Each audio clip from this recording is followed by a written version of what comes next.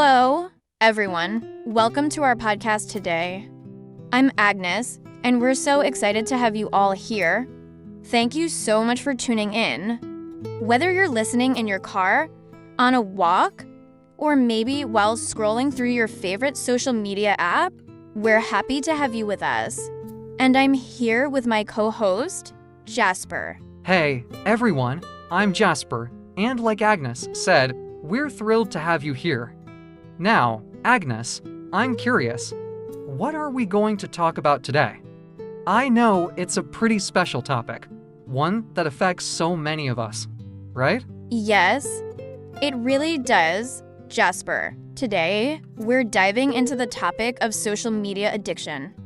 It's something that touches nearly everyone these days, no matter where you live or what you do. Social media started as a fun way to connect with friends, share photos, and keep up with news, but over time, for many of us, it's become something we can't imagine life without. In fact, some people feel almost glued to their screens, checking every notification, every like, and every comment. Wow, that's so true, Agnes. And for anyone listening right now, I think this topic is incredibly important. Social media is everywhere, and while it's great in many ways, it can also take over our lives if we're not careful. It can make us feel anxious, it can make us compare ourselves to others, and sometimes it even makes us feel lonely. Exactly, Jasper. And I think it's fascinating to look at how something that's supposed to make us feel connected can sometimes leave us feeling the opposite, disconnected from the people around us and even from ourselves. And let's be honest, almost everyone has felt that urge to check their phone one last time before bed, or that feeling of needing to respond to messages or scroll through photos, even when they know they should be doing something else. Absolutely. And that's why today, we're going to look at some of the reasons why people get addicted to social media, the effects it can have on our lives, and of course, some ways we can all have a healthier relationship with it.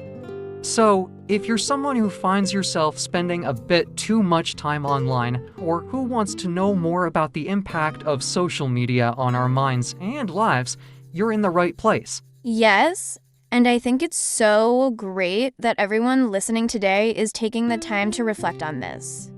It's not easy to recognize that we might have an issue with something like social media because it feels so normal. We're all connected, sharing, and scrolling every day, so it feels like everyone is doing it. But just because something is common doesn't mean it's always healthy. Exactly, Agnes.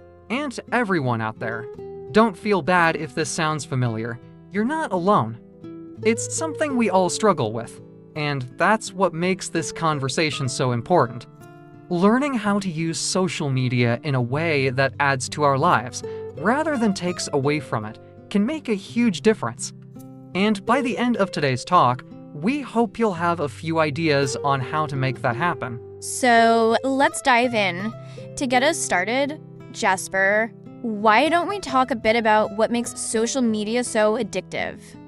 I mean, we all know it's fun, but there's something deeper going on, right? Yes, there is. Social media has actually been designed in a way that's meant to capture our attention.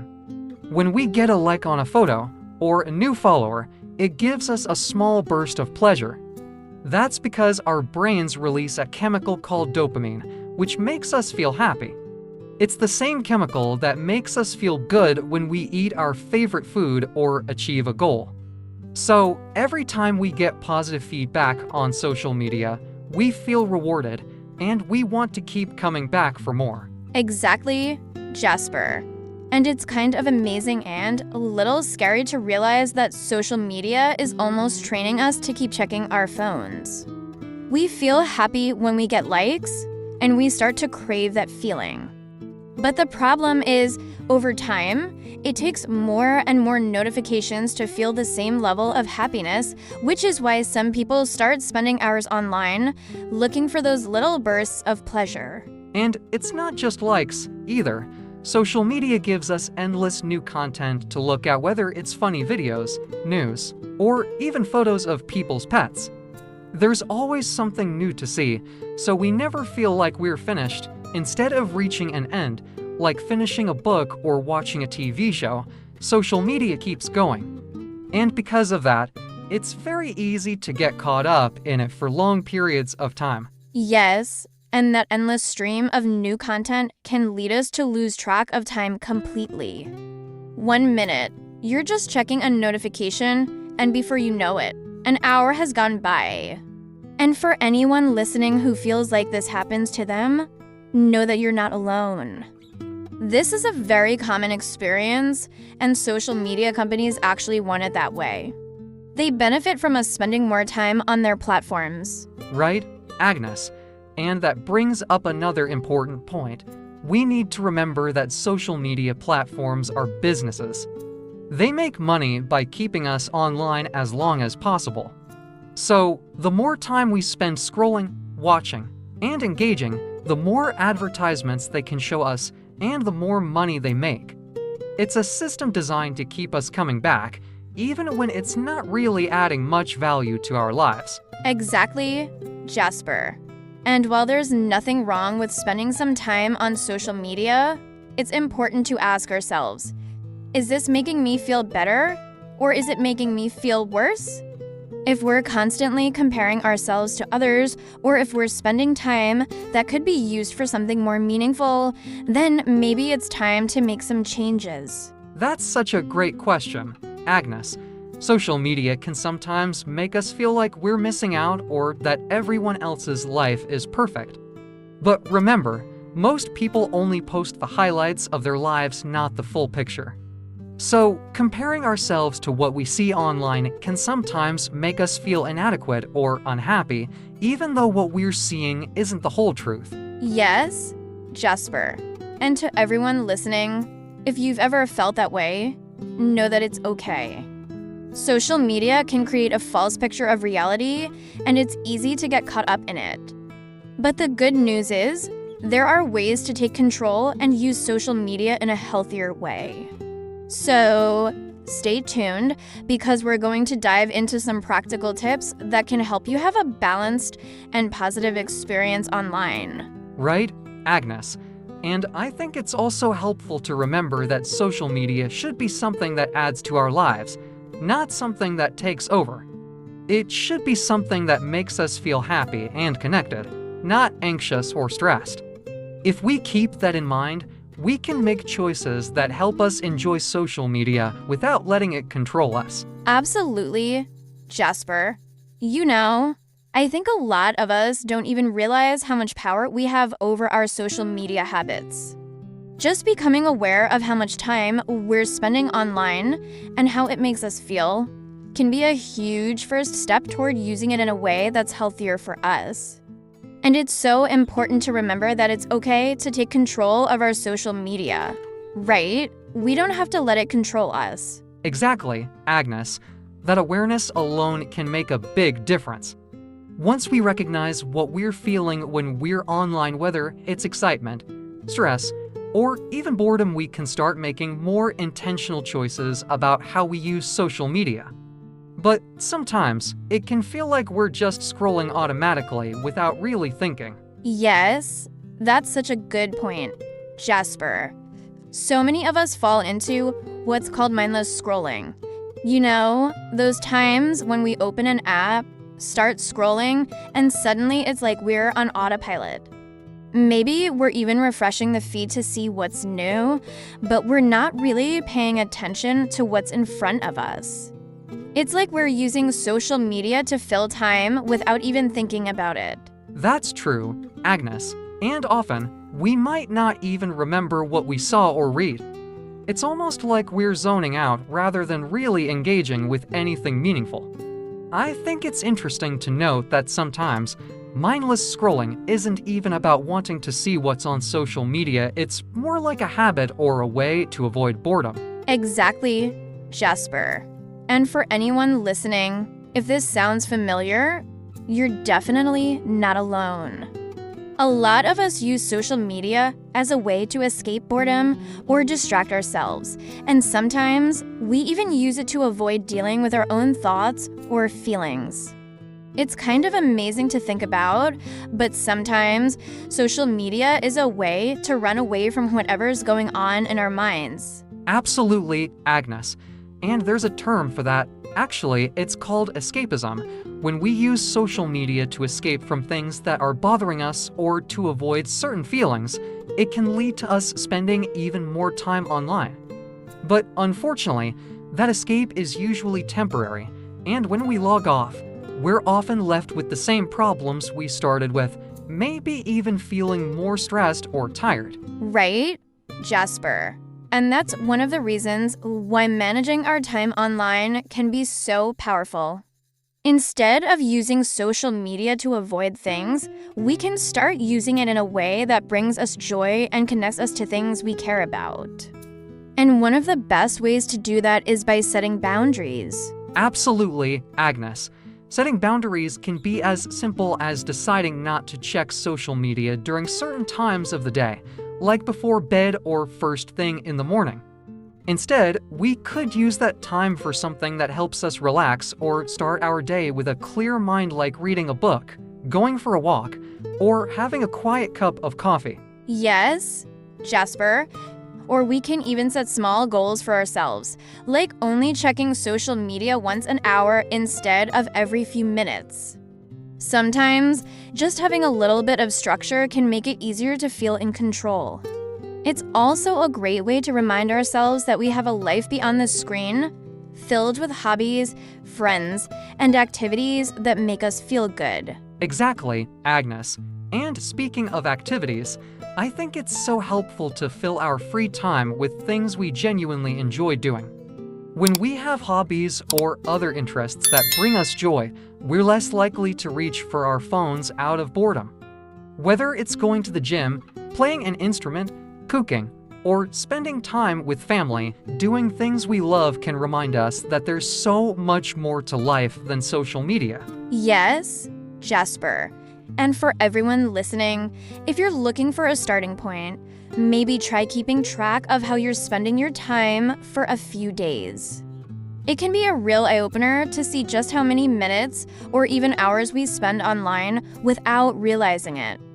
By becoming aware of that time, we can start making choices that align with what really matters to us. Exactly, Agnes. Awareness is so key here. Sometimes we don't even realize how much social media is taking up our time and our energy. Once we see it clearly, it becomes easier to make changes. And a great way to start is by choosing a few phone-free times during the day where we're fully present and focused on whatever else we're doing. That's a great suggestion, Jasper. And I think it's also helpful to practice a little bit of self-compassion. It's easy to feel guilty when we realize we're spending too much time online, but beating ourselves up over it doesn't help. Instead, we can acknowledge it and then make small, positive changes. Yes, Agnes. And remember, social media can still be a positive part of our lives. It's not about avoiding it completely, it's about using it in a way that feels good and healthy for us. Social media can help us stay in touch with friends, learn new things, and even relax. The key is finding a balance that works for us, where we're in control, not the other way around. Exactly, Jasper. Social media has so many benefits. It connects us to people and information from all around the world. But the balance is where the magic happens when we use it thoughtfully and purposefully. And we're here to help everyone find that balance step by step. Absolutely, Agnes. That balance is really key. And I think it's good for us to remember that finding this balance is a journey. It's not about getting it perfectly right from day one. We all have times where we might spend more time online than we planned, or maybe we find ourselves going down a social media rabbit hole.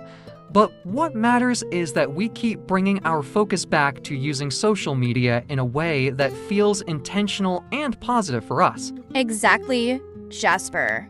It's such a good reminder that balance doesn't mean perfection. It's more about being mindful of our habits and being kind to ourselves if we slip up a bit. And I think that's something we can apply not just to social media, but to other areas of life, too. It's about being patient with ourselves and realizing that small, consistent steps can lead to big changes over time. You're so right, Agnes. And one helpful way to bring more awareness to our social media use is by asking ourselves a few simple questions whenever we're about to open an app. Things like, why am I reaching for my phone right now? Or how am I feeling before I scroll? Those questions can really help us pause and check in with ourselves instead of just falling into that automatic habit of scrolling. I love that idea, Jasper. It's amazing how just a few seconds of reflection can change our whole experience online. And we might even start to notice patterns over time, like realizing we reach for our phones more when we're feeling stressed or bored. That awareness can help us make different choices in those moments, like maybe taking a few deep breaths, stretching, or even just going for a quick walk. Little actions like that can sometimes satisfy that need for a break without needing to go online. Exactly, Agnes. And that awareness can also make social media a lot more enjoyable because we're using it when we truly want to, rather than just out of habit. We start to look forward to those times when we can really engage with friends, watch videos, or learn something new. Instead of it just filling our time, it becomes something that adds real value to our day. Yes, Jasper. And to make it even more enjoyable, we can take control of what we see online. Sometimes, simply curating our feed can make a world of difference. By following accounts that inspire us, uplift us, or teach us something valuable, social media becomes a positive place. We can ask ourselves, is this content making me feel good? Or is it adding something positive to my life? If not, it might be time to unfollow or mute some accounts. Exactly, Agnes. Social media should feel like a reflection of what we value, not something that drags us down. And by being intentional about what we consume, we can protect our energy and make sure our time online is spent on things that really matter to us. Sometimes, even small changes, like following more accounts that focus on nature, art, or personal growth, can completely change the experience. Absolutely, Jasper. And the great part is that, over time, we'll start to see the effects of these positive choices. We might notice that we're feeling more relaxed, or that we're connecting with our interests in a deeper way. And those feelings can encourage us to keep finding ways to make social media a positive space for ourselves. Plus, it's also a reminder that we're in control of our experience online. It's all about finding what works best for us. Well said, Agnes. And for those listening, maybe take a moment to think about the type of content that makes you feel good. It could be anything: funny videos, inspiring stories, educational content, or beautiful photography. When we know what we genuinely enjoy, it becomes easier to focus on those things and let go of the rest.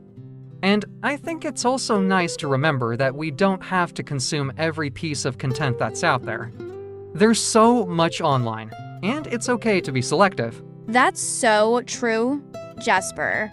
Social media is a huge world, and it can be overwhelming if we feel like we have to keep up with everything. But by choosing carefully, we're giving ourselves the space to engage with things that truly resonate with us. And over time, that helps us build a healthier, more positive relationship with social media. Exactly, Agnes. It's all about making social media work for us rather than letting it overwhelm us. And while we're on this topic, let's also talk about the idea of setting limits. Sometimes, giving ourselves a specific time limit for social media can be really helpful. For example, we could decide to spend just 20 or 30 minutes online in one sitting, so we don't end up spending hours on it without realizing. Yes, Jasper. Setting time limits is such a great way to stay mindful. And there are even apps out there that can help by reminding us when we've spent a certain amount of time online. This can give us a gentle nudge to pause, reflect, and decide if we're ready to log off for a bit. Plus, knowing we have a set time makes us more intentional about what we choose to engage with. Absolutely, Agnes. And sometimes, having a set time limit actually makes the experience feel more special. We're more likely to focus on the things we really enjoy rather than just scrolling for the sake of it. It helps us feel more refreshed when we log off, too, rather than feeling like we've been drained from too much screen time. Yes, and for anyone listening, remember that this isn't about following strict rules, it's about finding a rhythm that works for you. Setting boundaries and making small changes is all about creating a positive, balanced experience. And when we find that balance, we can start enjoying the best parts of social media without feeling overwhelmed. Exactly, Agnes. Social media is a tool, and just like any tool, it's all about how we choose to use it. When we take charge of our experience, social media can be something that connects us, inspires us, and adds value to our lives. It's all about creating a space that feels good for us, one that we look forward to spending time in. Beautifully said, Jasper. And I think that's a perfect place for everyone to reflect on. Thanks, Agnes. And as we wrap up this discussion, I want to emphasize just how important it is to remember that social media is not inherently bad. It's all about how we engage with it. Each of us has the power to shape our own online experiences. By applying the techniques we've discussed today, like setting limits, curating our feeds, and checking in with our feelings, we can turn social media into a tool that enhances our lives rather than detracts from them. Absolutely, Jasper. And let's not forget the value of connecting with our friends and family through these platforms. When we use social media mindfully, it can really strengthen those connections. Sharing moments, celebrating achievements, or simply catching up can bring joy and create a sense of community. It's about being present in those interactions, rather than just scrolling through. Right. And those connections can also extend beyond just our immediate circles. Social media gives us the opportunity to learn from people all over the world, to discover different perspectives, and to engage with cultures we may not have the chance to experience otherwise. It's a platform for dialogue and learning, and that's something truly valuable. That's a fantastic point, Jasper. Social media can be a bridge that connects us to diverse ideas and experiences. However, it's crucial to approach this exposure with an open mind and a critical eye. Engaging in conversations about different cultures or viewpoints can enrich our lives, but we must also be aware of misinformation and negative influences. Being discerning about the content we consume helps us foster a positive experience online. Exactly, Agnes. It's about balancing openness to new ideas with the wisdom to question what we see and hear. We should always strive to be informed users of social media, actively seeking out credible sources and verifying information before sharing.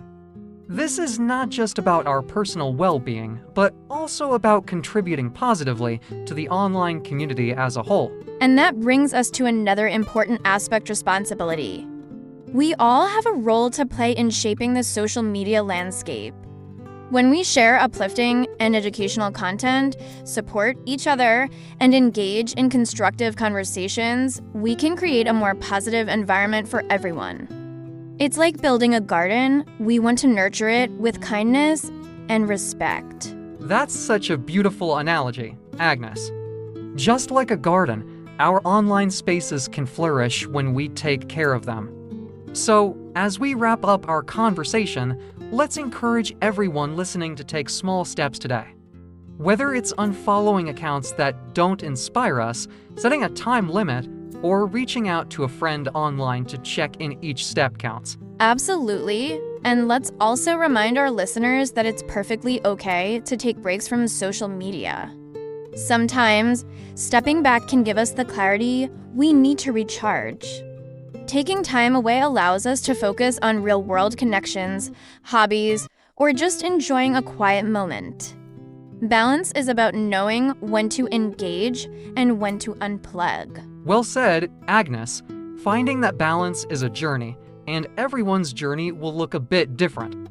What's important is to keep reflecting on our habits and making adjustments that feel right for us. If we can approach our social media use with intention and care, we can really make it a positive part of our lives. Exactly, Jasper. And before we say goodbye, I want to thank everyone for tuning in today. Your engagement with this topic shows that you care about your well-being and the kind of digital life you want to lead. We hope you found our discussion helpful and that it inspires you to create a healthier relationship with social media. Thank you all for being here with us. Remember, it's all about finding what works for you and making choices that align with your values. Social media can be a beautiful way to connect, learn, and grow if we use it mindfully. And with that, we wish you all the best on your journey. May your online experiences bring you joy, connection, and inspiration. Remember to take care of yourselves both online and offline. Goodbye for now. Stay curious, stay connected, and see you next time.